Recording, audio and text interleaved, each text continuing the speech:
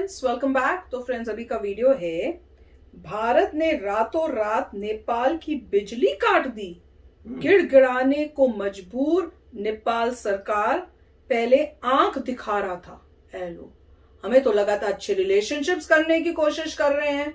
एक वीडियो की थी जिसमें खास ये लोग आए भी थे यहाँ पर इंडिया में, तो ये समझ नहीं आ रहा। और इतना मतलब स्ट्रॉन्ग स्टेप लेना पड़ा कि उनकी बिजली काट के उनको वार्निंग दी कि भैया तुम देखते हैं पर देखते हैं। तो वीडियो शुरू करते हैं कि हुआ क्या और बिजली काट के उसके बाद क्या हुआ, सारा पता चलेगा।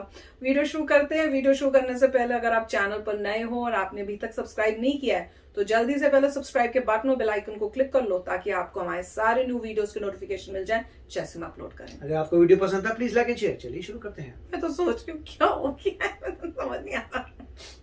कहते हैं कि समय बदलता है, कभी अच्छे दिन देखने होते हैं तो कभी बुरे दिन भी देखने पड़ते हैं। सुख और दुख दोनों साथ चलते रहते हैं। लेकिन शायद भारत के पड़ोसी देश, खासकर श्रीलंका और नेपाल, इन दोनों को ये बात बिल्कुल समझ नहीं आती है। कुछ महीनों पहले तक ये दोनों देश लिटरली चाइना की गोद में जाकर बैठ गए थे। चाइना को अपनी मार्केट का फ्री में एक्सेस दे रहे थे। भारत चाइना राइवलरी को कैश करने, यानी भारत और चाइना की दुश्मनी का फायदा उठाने के चक्कर में उल्टा चाइना के डेब्ट ट्रैप में फंसते चले गए। नेपाल ने तो श्रीलंका से 2 कदम आगे बढ़ते हुए भारत के साथ बाउंड्री डिस्प्यूट तक शुरू कर दिया था।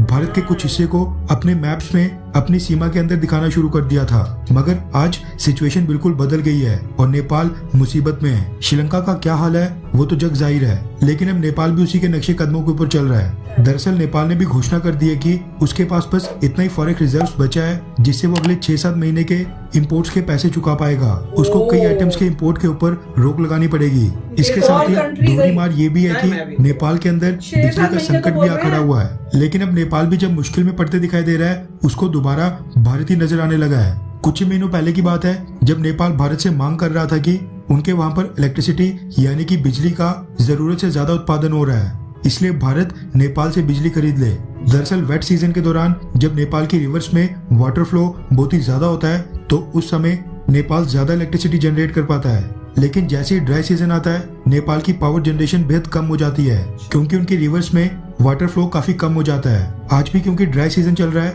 नेपाल की रिवर्स में वाटर फ्लो पहले के मुकाबले मात्र 30 से 40% बच गया है। इसलिए नेपाल में बिजली का उत्पादन बेहद कम हो रहा है। ऐसे में नेपाल ने भारत से रात के समय के लिए बिजली सप्लाई करने की डिमांड की, लेकिन खबर निकल कर आ रही है कि भारत ने नेपाल को रात को बिजली सप्लाई करना बिल्कुल बंद कर दिया है। जिसके बाद अब नेपाल के अंदर जितनी भी इंडस्ट्रियल यूनिट्स यानी कि फैक्ट्रीज हैं, उनको अपना काम बंद करना पड़ रहा है। नेपाल इलेक्ट्रिसिटी अथॉरिटी के मुताबिक भारत दिन के समय बेहद लिमिटेड यानी सीमित बिजली नेपाल को सप्लाई कर रहा है, जबकि रात के लिए तो भारत ने कई हफ्तों से नेपाल को बिजली ही नहीं सप्लाई की है।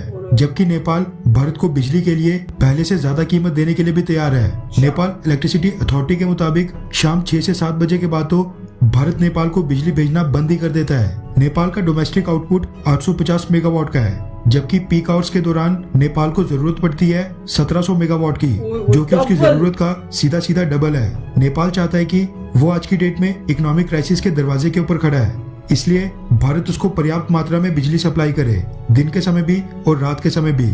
लेकिन मसला ये है कि भारत यहाँ पर खुद ही मुश्किल स्थिति में है। दरअसल भारत की पावर आउटपुट का 75% कोल से जनरेट होता है और अभी के समय रशिया यूक्रेन युद्ध के कारण इंटरनेशनल मार्केट में कोल की सप्लाई काफी कम है और प्राइसेस भी बेहद ज्यादा हाई हैं, यानी बहुत ही ज्यादा बढ़ रखे हैं। वहीं भारत के कोल्ड स्टोरेज में स्टोर कोल की मात्रा पिछले 9 सालों में सबसे निचले स्तर के ऊपर है, जबकि डिमांड सबसे ज्यादा है। और अभी तो आगे पूरी समर्स यानी गर्मियों के कई सारे महीने बाकी हैं। इसके साथ ही कोल क्राइसिस के कारण कुछ महीनों पहले भारत में भी कई सारे कोल प्लांट्स बिल्कुल बंद पड़ गए थे। ऐसे में भारत सबसे पहले अपनी डोमेस्टिक नीड को पूरी कर रहा है, पहले अपने देश के नागरिकों को बिजली सुनिश्चित करने का काम कर रहा है, जिसकी वजह से भारत नेपाल को कम बिजली सप्लाई कर पा रहा है। इसके पीछे बस यही कारण है और कुछ नहीं। खैर, वैसे क्या भारत को अपने खाते से नेपाल को बिजली सप्लाई करनी चाहिए, हाँ या फिर नहीं? नीचे कमेंट करके अपनी राय जरूर बताएं। तो फ्रेंड्स, मैं तो भैया बहुत ही वो हो गई हूँ कि देखो कैसे नेबर्स मिले हुए हैं कि सब चाइना की तरफ बेंड हुए थे और अब प्रॉब्लम्स में फंसे हुए, और अब एक्सपेक्ट करते हैं कि भैया इंडिया हेल्प करे। भैया क्यों भाई, जब तुमने गलत डिसीजंस लिए थे तो क्या तुमने इंडिया से पूछ के लिए थे? ये इंडिया की मजबूरी है कि आप लोग हमारे नेबर्स हो, पर उसके ऊपर हमारा वो थोड़ी कोई, जैसे कहते हैं ना, कर्तव्य या धर्म थोड़ी कोई है कि आपकी हेल्प ही करते जाएं। पर इसमें थोड़ी सिचुएशन डिफरेंट लगी। जैसे मैं सोच रही, मुझे लग रहा था कि इन्होंने कुछ गड़बड़ करके चाइना की तरफ चले गए हैं, पर ये नहीं लगा। ये लग रहा है कि इनको इलेक्ट्रिसिटी चाहिए, पर इंडिया जो है वो इलेक्ट्रिसिटी नहीं दे सकता, क्योंकि इंडिया की खुद की अपनी जो यूजेज है उसको पहले वो अपना तो अंदर पूरा रखे, और कोल की जो है प्रॉब्लम हो रही है। पर ये भी सुनने को आया था कि रशिया जो है डिस्काउंट में देने को तैयार है। I think India should take it फिर तो। पर ये भैया नेपाल को कि हमको तुम दो, क्योंकि एक तो क्या ये पैसे दे भी पा रहे हैं, इनके पास खुद ही कह रहे हैं कि 5 से 6 महीने तक का ही जो है वो पड़ा हुआ है पैसा, तो ये क्या पता पेमेंट ही ना दें, फिर यहाँ पे भी इंडिया को नुकसान हो जाए। तो सब कुछ देख के ही करना पड़ेगा, डिसीजन लेने पड़ेंगे। और मुझे नहीं लगता अब नेपाल की सिचुएशन भी, मेरे को लग रहा है कि वो श्रीलंका की तरह ही होने वाली है। पता नहीं, मेरे को तो ये फीलिंग होने लग गई है। यहाँ तो इतनी नेगेटिव न्यूज सुन सुनकर नेगेटिविटी आ गई है। आई होप नॉट, पर यही है कि भैया इंडिया को सोच समझ के अब दूसरों की हेल्प करनी चाहिए, क्योंकि our country comes first. Right, ये क्लियर नहीं हुआ कि नेपाल जो है चाइना से इलेक्ट्रिसिटी ले सकता है, तो एक उनसे लो यार, कि आपके साथ में बॉर्डर में चाइना है, तिब्बत है जो चाइना के पास है, तो आप वहां से आप इलेक्ट्रिसिटी ले सकते हैं जितनी भी आपकी रिक्वायरमेंट है। तो इंडिया नहीं, और साथ में जो हमारे जो बॉर्डर डिस्प्यूट करें उसको खत्म करें पहले। मतलब जो हो गए खत्म, क्या कुछ खत्म नहीं हुआ, मगर तो ये है कि उनको हैं? इलेक्ट्रिसिटी इंडिया से क्यों चाहिए ये क्लियर नहीं है। आप चाइना से भी ले सकते हैं। इंडिया ने तो बताया कि भाई हमें महंगी पड़ रही है, अपनी कंट्री के लिए चाहिए, तो इसकी वजह से। मगर ये पता नहीं कि जैसे वो कह रहे कि आंख दिखा रहे थे, मतलब नेपाल के लोग ये कह रहे थे कि आप जब उनके पास एक्सेस इलेक्ट्रिसिटी है, ज्यादा इलेक्ट्रिसिटी है, तो इंडिया खरीद ले। और उस वक्त इंडिया भी कहता होगा हमारी रिवर्स भी अब ओवरफ्लो कर रही है, तुम्हारी ओवरफ्लो कर रही है, तो हमारी भी ओवरफ्लो कर रही है, हमारी भी एक्सेस है, तो हम कैसे ले लें। मगर आप मतलब ऐसे तो किसी पे फोर्सली बेच नहीं सकते माल, और वही इंडिया ने किया कि हम उस वक्त नहीं चाहिए थी आप। और इंडिया ने तो ली है मेरे हिसाब से, ये तो यही कह रहे हैं। वो कह रहे हैं कि एक्सेस जब हुई थी तब ली थी, तब इंडिया को पता नहीं ली थी नहीं थी मेरे को तो ये लगा। तो फिर तो कोई प्रॉब्लम होनी नहीं चाहिए। अब फिर जब वो कह रहे हैं कि जब एक्सेस हुई तो है, ये समझ नहीं आ रहा कि नेपाल आंख क्या दिखा रहा था। मेरे को वो नहीं पता कि कब बोला उन्होंने, पर मैं ये मेरे हिसाब से तो ये हुआ है कि इंडिया जब एक्सेस थी तो इंडिया ने कहा ठीक है तुम हमको दे दो, पर जब उनकी कम हो जाती है, जब रिवर्स जो ड्राई हो जाती है, फिर वो नहीं बना पाते, तब इंडिया इनको देता है।